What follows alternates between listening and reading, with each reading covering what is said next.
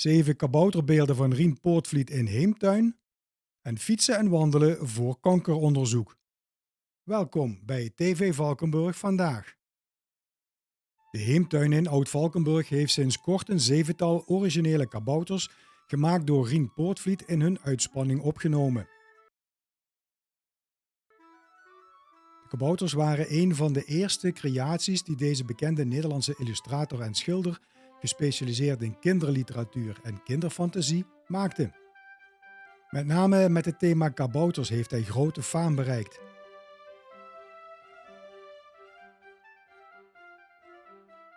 Ook was hij betrokken bij de totstandkoming en inrichting van het Sprookjespark van de Efteling.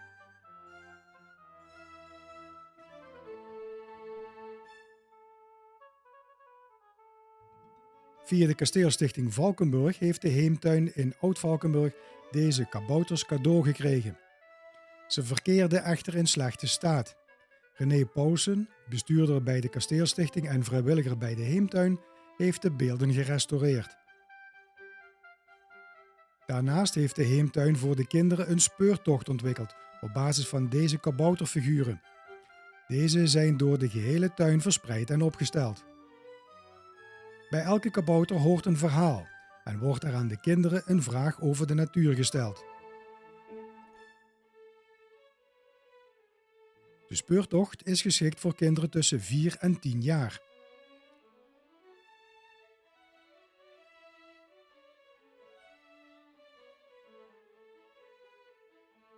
De Heemtuin is geopend op woensdag tot en met zondag van 12 tot half 5.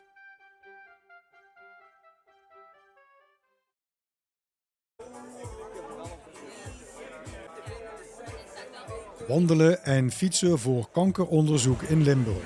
Dat deden de deelnemers op zaterdag 1 juli. Wat houdt 5 for 5 in? Nou, we zijn vandaag hier in Valkenburg bij het Shimano Center voor de 9e editie van 5 for 5. 5 for 5 is een stichting die geld ophaalt voor kankeronderzoekfonds in Limburg. En dat gaan we vandaag doen door middel van wandelroutes, een fietsroute en een hardlooproute. En de mensen hebben ook al gedurende de maand juni activiteiten ontplooid. En met al die activiteiten wordt vandaag een bedrag opgehaald om over te maken richting het kankeronderzoekfonds. En die doen baanbrekend onderzoek in de Limburgse ziekenhuizen naar kankeronderzoek. Deze editie van 5 for 5 startte onder regenachtige omstandigheden bij de startlocatie aan het Shimano-terrein in Valkenburg. Kankeronderzoek is een van de belangrijkste speerpunten van het Maastricht UMC+.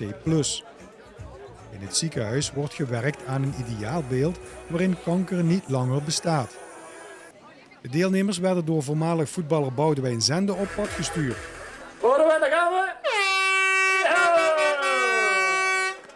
Succes allemaal, veel plezier en veilig terug!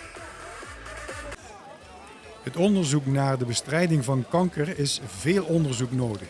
En dat kost ook heel veel geld. Kankeronderzoekfonds Limburg wil de inwoners van deze provincie betrekken in de strijd tegen kanker door geld in te zamelen voor onderzoek in het Maastricht UMC+. En deze editie van 5 for 5 leverde €73.142 op.